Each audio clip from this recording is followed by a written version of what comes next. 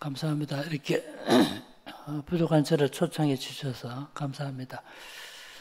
제가 일기를 찾아봤더니 우리 존경하는 신 목사님이 안식년을 보낼 때 제가 4, 5개월 와서 설교한 적이 있는데 그때가 2006년이더라고요. 그러니까 벌써 11년의 세월이 지났습니다.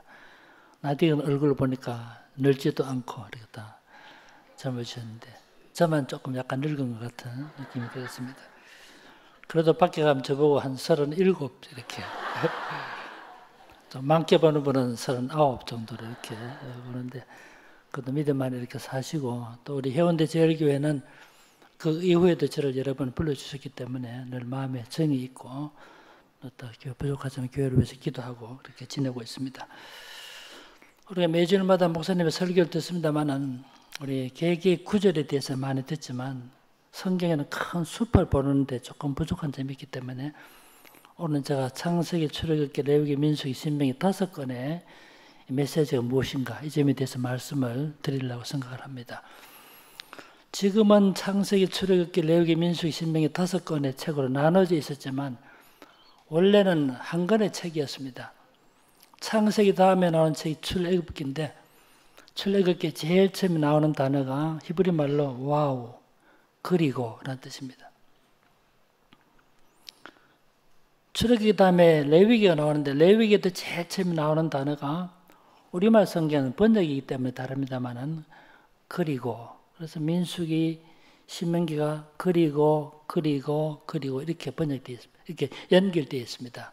말하자면 한 권의 책이었기 때문에 그렇기 때문에 누가복음 24장 27절이나 44절에 보면 이 5권의 책을 별개의 책으로 말하지 않고 한 권으로 말해서 모세의 책과 모세 율법과 이렇게 말하고 있는 이유가 여기 있습니다. 1450년에 구텐베르크 인쇄술이 발명된 이후에 이렇게 책이 간편하게 이렇게 제작이 되지만 인쇄술이 발명되기 이전에는 성경을 기록하는 그 재료가 두 가지입니다. 한 가지가 파피루스라고 나일강 삼각주 지대에 나오는 식물이 파피루스인데 파피루스 껍질을 벗겨서 일부를 가로로 놓고 다시 그 위에 또 세로 놓고 또 가로로 놓고 또 세로 놓고 그런 다음에 압축을 시키면 종이처럼 됩니다. 이게 파피루스인데 이 파피루스라는 말에서 영어가 발전했는데 그것이 페이퍼라고 하는 말이 나왔습니다. 3세기 이전까지는 주로 파피루스의 성경을 기록했는데 이 파피루스가 습기에 약하다 보니까 성경 전부가 남아있는 파피루스가 없습니다. 파피루스에 기록된 성경 사본이 약 2,500가지 정도 있는데 그렇게 2,500 정도 있음에도 불구하고 성경 전부가 그대로 남아있는 책은 한 권도 없을 만큼 습도가 약합니다. 그래가지고 개발된 것이 주로 4세기 이후에 많이 사용되는데 그것이 양피지입니다. 양이나 염소나 소를 잡아먹은 다음에 그 가죽을 제작을 해서 거기다가 성경을 썼습니다. 성경 구약과 신약 성경 다 기록하려면 양을 몇 마리 정도나 잡아 먹어야 될까요? 물론 양이 얼마나 큰가에 따라 다를 수 있지만 대체적으로 양을 한 300마리 정도 잡아 먹어야 거기다 성경을 다 기록할 수 있었어요. 그러면 성경 한 권 다 기록하는데 경비가 얼마나 들까요? 양 한 마리 15만 원만 잡아도 상당히 비쌌습니다. 근데 성경 손으로 뺏길 때는 보통 수도사들이 뺏길 때 약 2년이 걸리니까 그때는 성경 마음대로 소지할 수도 없었지만 엄청나게 비싼 가격으로 성경에 팔리고 했습니다. 그런데 문제는 성경을 그렇게 기록했지만 이 성경을 제본하는 방식이 두루마리였기 때문에 여러분 생각해 보세요. 이 두루마리니까 얼마나 찾기가 불편합니까?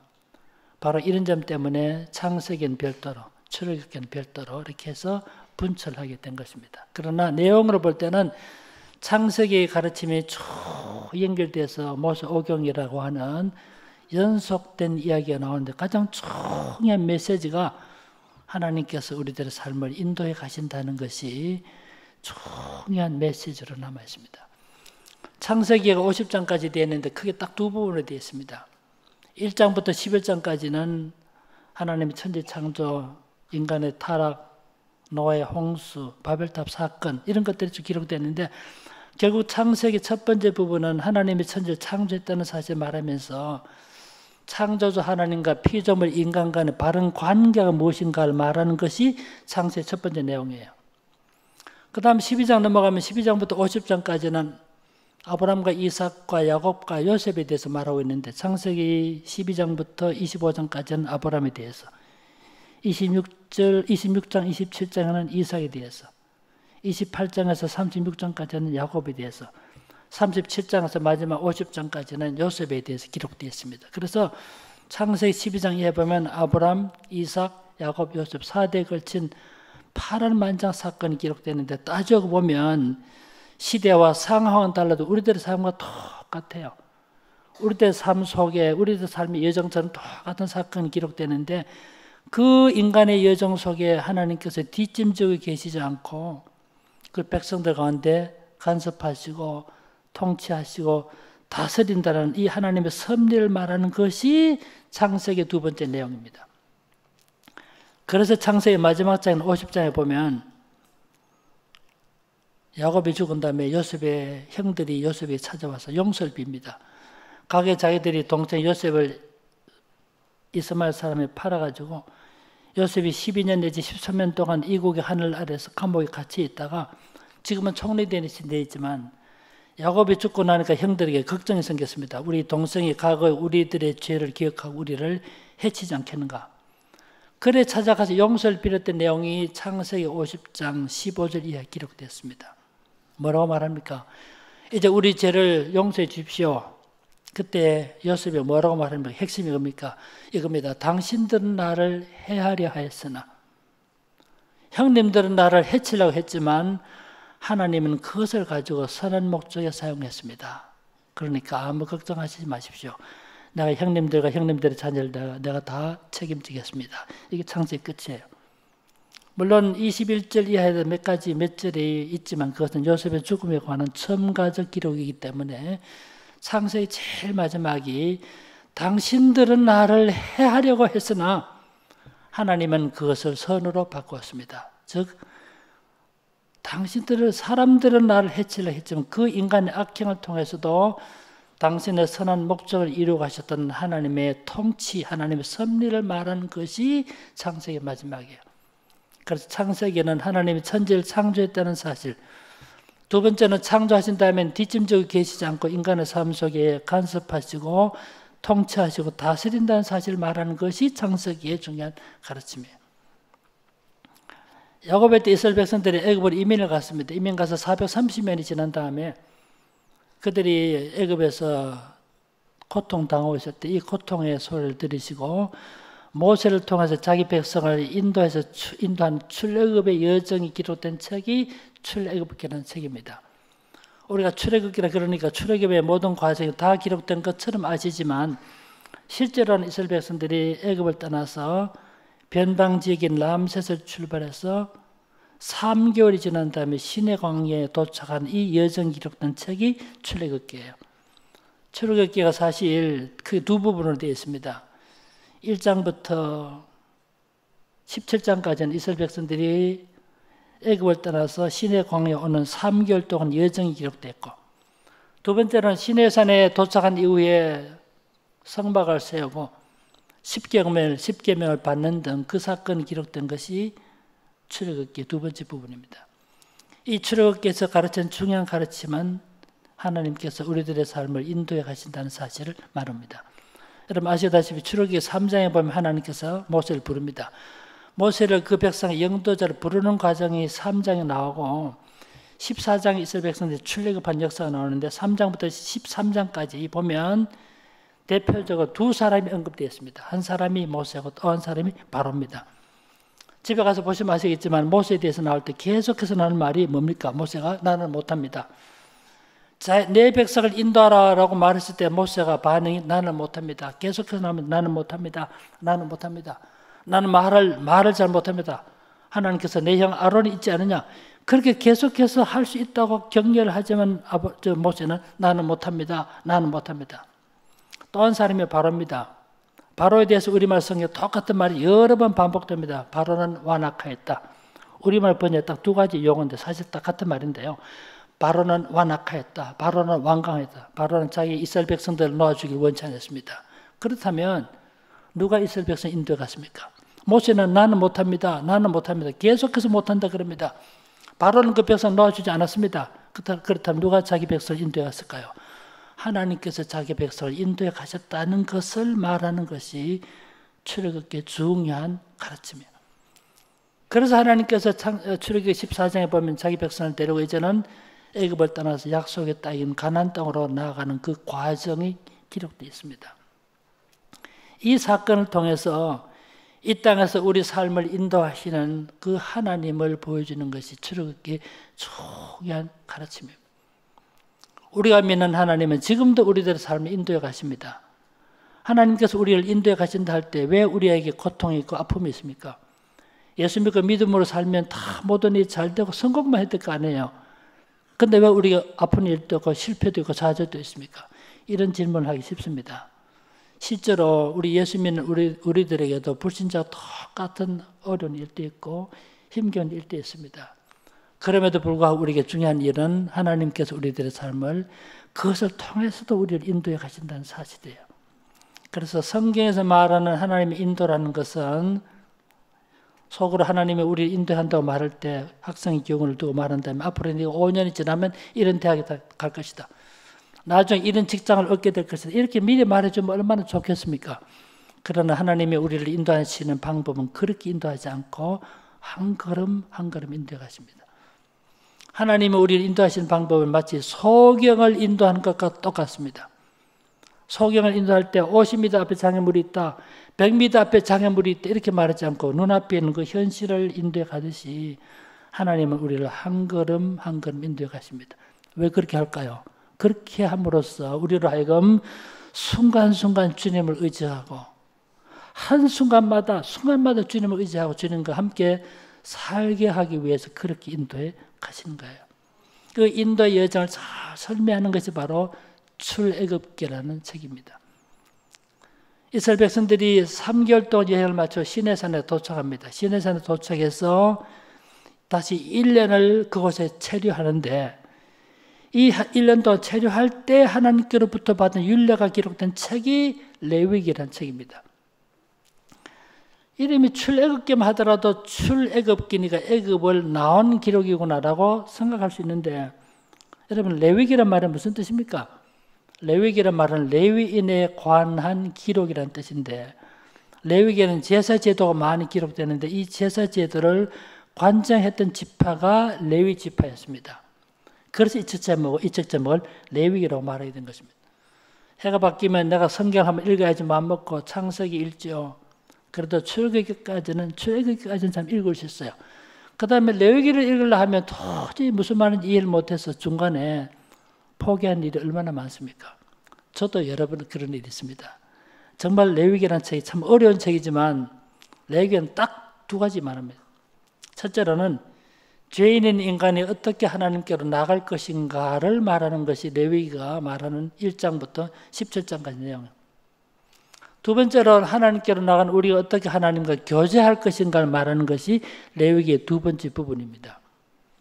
레위기 1장 제일 시작해 보면 번제의 규례는 이러하니라 라고 하시면서 제사 제도에 대해 추론한다. 그래서 나중에 번제, 속죄제, 속건제, 화목제 5가지 제사 제도가 기록되어 있어요. 왜 이것이 제일 앞에 기록됐을까요? 죄인인 인간이 하나님께로 직접 나갈 수 없기 때문에 희생 제물을 드리고 그 희생의 공로로 하나님께로 나가는 방식을 설명하기 위해서 그렇게 하고 있는 거예요. 여러분 번제가 무슨 말입니까? 번제. 여러분들은 다 아시지만 한번 모르는 젊은 세대는 잘 모르더라고요. 번제할 때 번이라는 말이 태울 번, 구울 번자입니다. 그래서 완전히 태워서 드리는 제사가 번제입니다.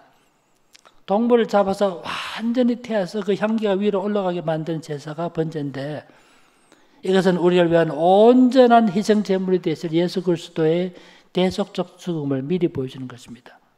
어떻든 번제란 말은 완전히 태워서 드리는 태울 번자입니다. 젊은 세대 한문을 모르니까 참 재미있는 일이 많더라고요. 유비무한이 무엇이냐 물었더니 유비무한, 비가 오니 환자가 안 오네. 뭐 이런 식으로 보더라니까. 고진감래는 말이 무슨 말입니까? 고진감래. 고진감래, 고생을 진탕하고 나니 감기가 오네. 뭐 이런 식으로. 어떤 젊은 연인이 식당에 갔답니다.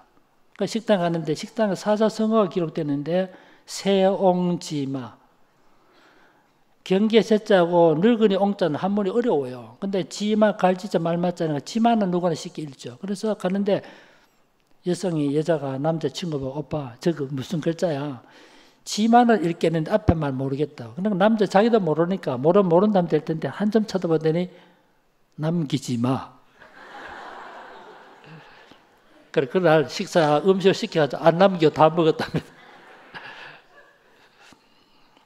번제란 말이 태워서 드린 제사는 뜻인데 이렇게 레위기 앞부분에서 이런 제사 제도가 언급된 이유는 죄 있는 인간이 하나님께로 어떻게 나갈 것인가를 가르치기 위해서 기록된 거예요. 그 다음 레위기 18장 이하로 넘어가면 이제는 가나안 땅에 들어가서 어떻게 살 것인가를 말하는 것이 레위기의 두 번째 부분이에요. 여러분 우리가 하나님과 교제한다 할 때 어떻게 하는 것이 하나님과 교제하는 것입니까? 성경 열심히 읽고 말씀을 묵상하는 것 정말 하나님과 중요한 교제예요. 기도하면서 하나님과 교통하는 것 물론 하나님과 교제입니다. 그러나 더 중요한 교제는 그 하나님의 말씀대로 사는 것입니다. 하나님의 말씀대로 사는 그것이 진짜로 하나님과 교제하는 거예요. 그래서 레위기 후반부에 보면 이스라엘 백성들이 가나안 땅에 들어갔을 때 이렇게 사십시오라고 하는 삶의 규례가 기록된 것이 레위기 후반부의 내용입니다. 우리가 구약 성경을 읽을 때 야 하나님은 무서운 하나님이구나, 징벌하는 하나님이시구나라고 생각하기 쉽지만 여러분 레위기 천천히 읽어보십시오. 따져보면 레위기 후반부에 기록된 그 규례들, 즉 가나안 땅에 들어가서 이렇게 살아라라고 명하는 규례들을 가만히 보면 약자 보호법입니다. 예컨대 내가 원치 않게도 내 의도가 없지 나의 실수로 사람을 죽였을 경우에 그것은 살인의 의도가 전혀 없었기 때문에 보호받아야 됩니다. 그런 경우를 위해서 도피성을 만들어 주시고 도피성에 피할 때 보호받게 해주신 것입니다. 약자 보호법이에요. 가나안 땅에 들어가서 이렇게 살아라 하시면서 명하는 중에 가나안 땅에 들어가서 농사 지을 때 포도원에 가시를 딸 때 다 따지 말고 모아가 나오면 과일을 딸 때 다 따지 말고 보리 추수할 때 다 따지 말고 그 일부를 남겨두라고 했던 것이 무슨 뜻일까요? 토지를 소유하지 못한 사람도 추수의 기쁨에 동참하고 살 수 있게 하기 위해서 그렇게 명하신 것입니다. 포도나무에 과일을 딸 때 다 따지 말고 일부를 남겨두라 하신 것은 포도원이 없는 사람도 그 과일을 맛보고 살 수 있게 하기 위한 하나님의 약자를 배려하신 하나님의 사랑이 그 규례 속에 녹아 있는 거예요. 따지고 보면 약자보호법입니다.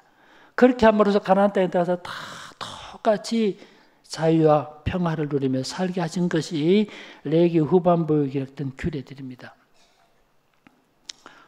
우리나라를 여러 번 방문했던 분 중에 한 분이 펄버 아시죠? 대전은 작품을 썼던 노벨 문학상 수상했던 작가 펄벅인데 중국의 선교사 딸로 출생했습니다. 펄벅이 한국에 한번 방문하고 큰 감동을 받았다 그럽니다. 우리나라 왔을 때 그때 가을이었는데 농사를 다 끝내고 소달구지에 그 나락을 싣고 별을 싣고 집으로 돌아오는데 동물에게만 과도한 짐을 지우지 않고 주인도 지게를 지고 짐을 지고 온 그 모습을 보고 야 한국인들의 마음에 넉넉한 마음을 보았답니다. 동물에게만 말 못한 동물에게만 과도한 짐을 지고 농부는 혼자 비몸으로 오지 않고 자기도 똑같이 짐을 지고 온 그 모습 속에 한국인의 그 따뜻한 마음을 읽게 돼서 한국을 사랑하게 됐다 그래요. 그분이 우리나라 두 번째 왔을 때 지금은 세상 떠났지만 조선일보 이규태 논설위원하고 경주를 방문했는데 경주를 가다 보니까 다 안강을 지나다가 그 농촌에 집이 있는데 집 안에 집 울타리 안에 감나무가 있는데 감을 다 따지 않고 몇 개 남겨두었습니다. 그래서 펄벅이 여사가 물었습니다. 왜 저 감을 다 따지 않고 남겨두었습니까? 이규태 씨가 그랬다 그러잖아요. 저 감이 저게 까치밥입니다. 야, 겨울에 새들도 굶어 죽을까 봐 새들도 같이 먹고 살려고 그 감 일부를 남겨놓는 그 넉넉한 마음 때문에 한국인을 사랑하게 됐다 그럽니다. 실제로 레위기 후반부에 기록된 이 규례들이 따져보면 가난한 사람은 토지를 소유하지 못한 사람, 나그네와 고아와 과부도 똑같이 살 수 있게 하기 위해서 사랑의 규례를 만들어 주신 것입니다. 어떻든 레위기가 딱 두 가지인데 첫째로는 죄인인 인간이 어떻게 하나님께로 나갈 것인가. 두 번째로 하나님께로 나간 인간이 우리가 어떻게 하나님과 교제할 것인가를 말하는 것이 레위기의 두 가지 중요한 가르침이에요. 그 다음에 이스라엘 백성들이 시내산에서 1년을 체류한 다음에 다시 시내 광야를 출발해서 38년 동안 여행해서 마지막 모압 평지 도착합니다. 모압 평지라는 것은 요단강만 건너면 가나안 땅이니까 요단강 접경지대인데 시내 광야를 출발해서 모압 평지까지 가는데 38년이 소요되었어요. 이 38년의 역사가 기록된 책이 민수기라는 책입니다. 여러분, 민수기 무슨 뜻입니까? 민수기. 한문으로 생각하신다면 백성들의 수에 관한 기록이라는 뜻입니다. 말하자면 인구조사의 기록이라는 뜻인데 영어 성경 보면 책 제목이 훨씬 쉽습니다. 우리말에는 민수기지만 영어 책 제목은 이런 거다. numbers, 수들 이런 뜻입니다. 도대체 인구조사가 얼마나 중요하게 이 책 제목이 됐을까요? 이 책 제목 자체가 민수기, 백성들의 수, 인구조사에 관한 책인데 인구조사가 어떤 의미가 있는가를 이런 관점에서 민수기를 보면 이 책을 잘 이해할 수 있어요. 이스라엘 백성들이 시내 광야를 출발할 때 인구조사했습니다. 그것이 1장에 기록되었습니다. 여러분 집에 가시면 보십시오. 1장에 보면 하나님께서 모세를 통해서 너희들이 출발하기 전에 인구를 조사해라. 각 종족별로 지파별로 인구조사 내용이 1장 1절에 쭉 나옵니다. 결론이 인구조사 보니까 지파별로 계산해 보니까 60만 3,550명이었어요. 이스라엘 백성들이 애굽을 떠날 때 인구가 약 200만, 180만, 200만 정도 보는 이유가 20세 이상으로 전투에 나갈 수 있는 인구가 60만 3,550명이니까 20세 미만의 청소년 어린아이들, 그 다음에 여성까지 계산하면 3배 정도 된다 보기 때문에 6, 3, 18, 180만, 크게 200만을 말하게 된 겁니다. 근데 38년이 지났는데 모압 평지 갔을 때가 민수기 26장인데 민수기 26장에 보면 1장은 똑같아요. 똑같은 방법으로 인구조사를 명하셨어요. 그래 인구를 조사해 보니까 얼마냐? 60만 1,730명이었습니다. 야, 흥미로운 일입니다. 민수기라는 책이 중요한 인구조사 통계를 제시하는데 60만 3,550명이 출발했고 38년이 지난 다음에 모압 평지 오니까 60만 1,730명인데 이 정보 말고 또 한 가지 중요한 정보가 뭐냐면 60만 3,550명이 출발했는데 광야에서 다 죽었어요. 38년 지난데 모압 평지에 오면 딱 두 사람만 살아남았습니다. 여기 레위 지파는 제외되는데 두 사람만 살아남은 사람이 여호수아 갈렙입니다. 60만 1,730명, 즉 두 번째 계수 속에 60만 1,730명 속에는 여호수아 갈렙 말고는 다 광야에서 태어난 제2세대 사람들이었어요. 제가 지금 민수기를 설명하고 있는데요. 60만 3,550명이 시내 광야를 출발했는데 다 죽고 여호수아 갈렙만이 살아남아서 두 번째 인구조사 속에 포함됐다. 이것이 민수기에 많은 중요한 내용입니다. 물론 민수기 속에 다른 내용 많이 있지만 이것이 핵심이에요. 책을 읽을 때 그 책이 말하는 핵심이 무엇인가 그것을 파악하는 것이 중요한 일이에요. 그러면 60만 3,550명이 시내 광야를 출발했다. 38년이 지난 다음에 모압 평지 오니까 다 죽고 광야에서 태어난 제2세대 사람들 뿐이고 여호수아 갈렙만이 그 숫자에서 포함됐다는 이 정보를 우리에게 주면서 무엇을 말하려는 것이 민수기의 목적일까요? 이런 궁금증을 가진 우리들에게 힌트로 해답으로 주어진 본문이 민수기 13장과 14장입니다. 민수기 13장, 14장은 민수기 책 딱 중간이기도 하지만 제일 중요한 내용이에요. 우리 책을 찾아보면 좋겠지만 시간이 가니까 제가 정리해 보겠습니다. 이스라엘 백성들이 시내 광야를 출발했죠. 인구조사한 다음에 얼마 가지 못해서 도착했던 것이 바란 광야, 다른 말로 가데스 바네아라는 것입니다. 가데스 바네아라는 말을 어자적으로 해석하면 거룩한 행진이라는 뜻이 있어요. 그런데 가데스 바네아 왔을 때 하나님께서 모세에게 너희들 앞으로 가나안 땅에 들어갈 테니까 가나안 땅에 들어가기 전에 그 땅을 정탐하도록 명하셨습니다. 그래서 각 지파에 우리 성경 표현처럼 두령된 자, 대표된 자 한 사람을 뽑아서 12사람이 가나안 땅에 들어가서 40일 동안 다 샅샅이 조사하고 돌아와서 이스라엘 백성들 앞에 보고했던 내용이 13장 25절입니다. 13장 25절 이하 보면 40일 동안 그 땅을 정탐하고 돌아와서 보고했는데 가보니까 정말 토지는 비옥합니다. 토지의 비옥도로 해서 보고했습니다. 가보니까 무슨 족속 어디 살고 있고 무슨 족속 어디 살고 있고 가나안 땅의 여러 족속들의 분포도를 보고했습니다. 또 가서 뭘 보고합니까?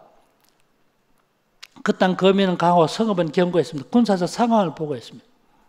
마지막 결론이 뭡니까? 가서 보니까 그 땅에는 네피림 후손 아낙 자손이 살고 있는데 우리가 보기에도 우리는 체격이 메뚜기 지나지 않으니까 우리는 그 땅을 취할 수 없습니다. 그러니까 모든 것을 포기하고 다시 애굽으로 돌아갑시다.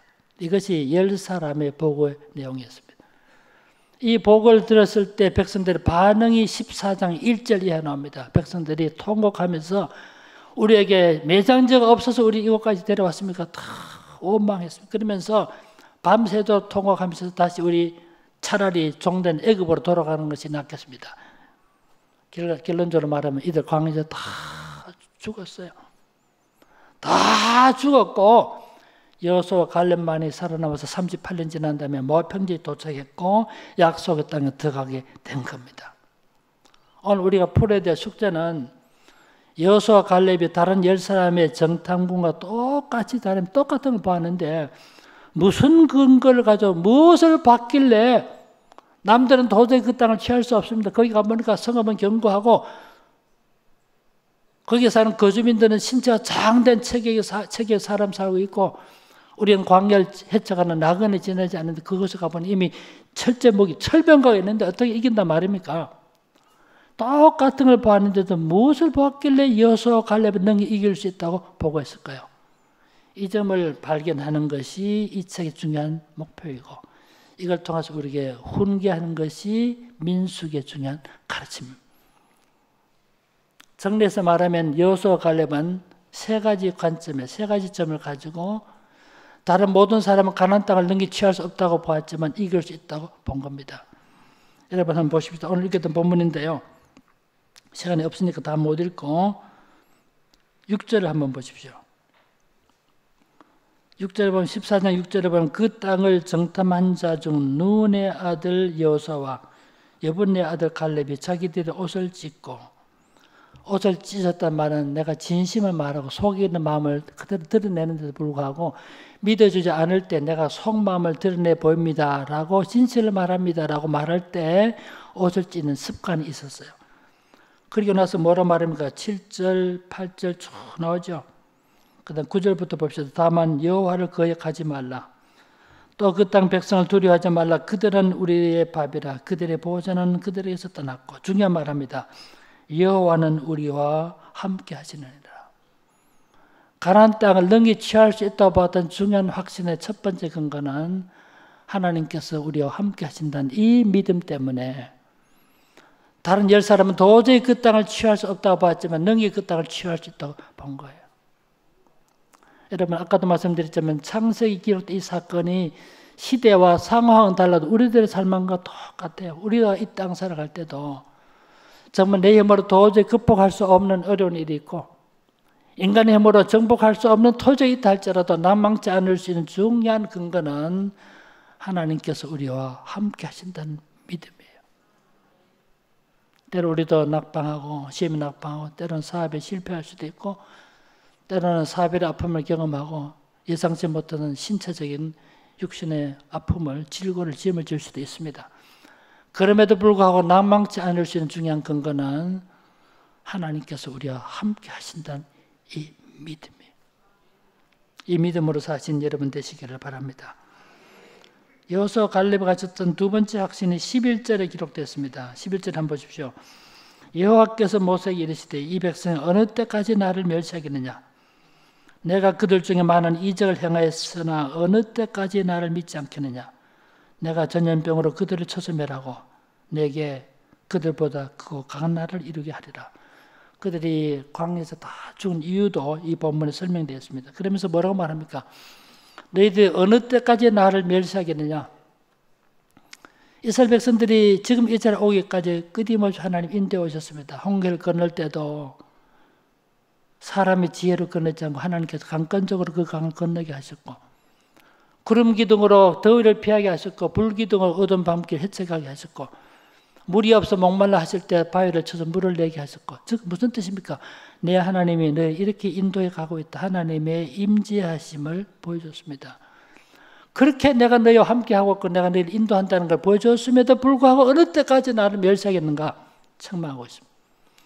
역으로 말하면 여호수아와 갈렙이 가졌던 확신의 근거는 지난 과거에 우리를 인도해 오셨던 하나님은 앞으로도 우리를 인도해 가실 것이라는 이 믿음 때문에 우리 현실적으로 우리 눈앞에는 건널 수 없는 강이 있고 파괴할 수 없는 장벽이 있다 할지라도 과거에 우리를 인도하셨던 그 동일하신 하나님이 앞으로도 우리를 인도해 주실 것은 그 믿음 때문에 능히 이길 수 있다고 본 것입니다.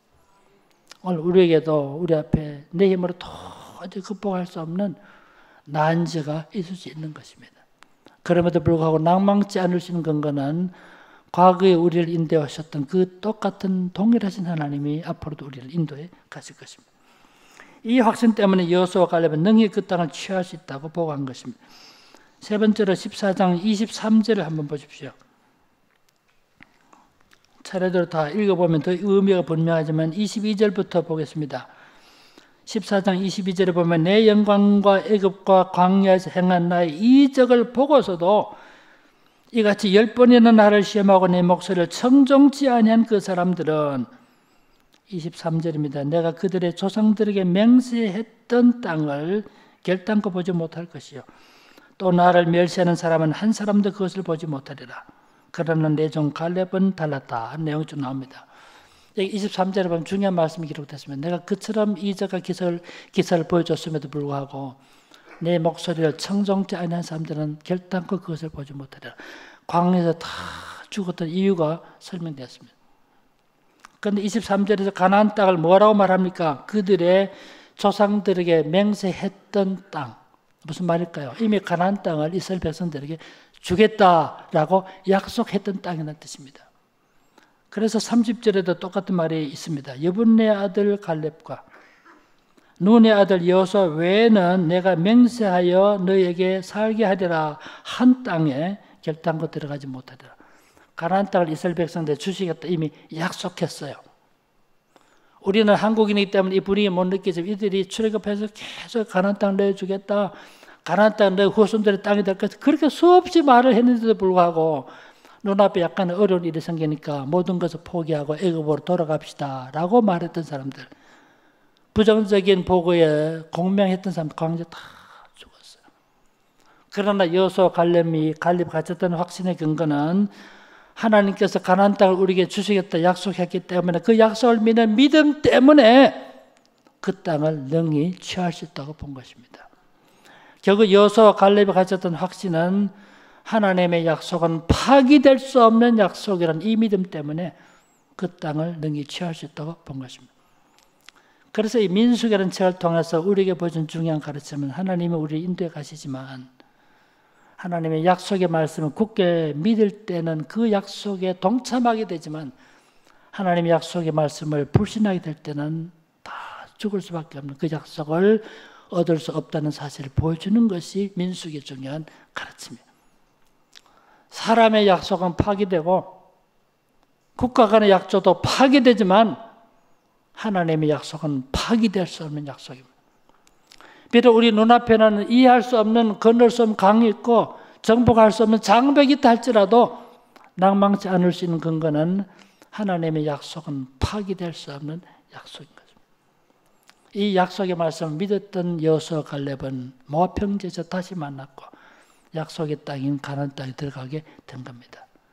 결국은 창세기부터 우리들의 삶을 인도해 가신 하나님을 쭉 설명했는데 하나님이 우리를 인도해 가고 있음에도 불구하고 하나님의 인도를 불신했던 사람들은 그 약속을 유업으로 받지 못했다는 사실이에요. 그래서 민수기가 가르친 중요한 가르침은 약속을 믿는 믿음을 강조하고 있습니다. 이 땅을 살아갈 때 우리도 똑같습니다. 하나님께서 우리에게 많은 약속을 주셨습니다. 한두 사람이라도 내 이름으로 모이는 것을 함께 하시겠다고 약속했어요. 나를 사랑하고 내 계명을 지키는 자에게는 천대까지 이르러 복을 주시겠다 약속했어요. 내가 세상 끝날까지 너희와 함께 하시겠다 약속했지만 이 약속을 믿지 못할 때 우리는 그 약속에 동참할 수 없게 되는 거예요. 그래서 약속을 믿는 믿음을 강조하는 것이 이 책의 목적입니다. 이 땅 살 때 우리에게도 똑같은 어려운 일이 있을 수 있지만 약속의 말씀을 굳게 붙잡고 살아가시는 여러분 되시기를 바랍니다. 간단하게 마지막 책 신명기 살펴보세요. 신명기. 신명기 무슨 뜻입니까? 신명기. 신명나는 이야기라는 뜻인가요? 신자 무슨 신자입니까? 한문으로. 속을 한번 생각해 보십시오. 이 신자가 거듭 신자입니다. 하나님 할 때 신자가 아니고 거듭 신자입니다. 그래서 거듭 두 번째 율법이라는 뜻이 있습니다. 신명기는.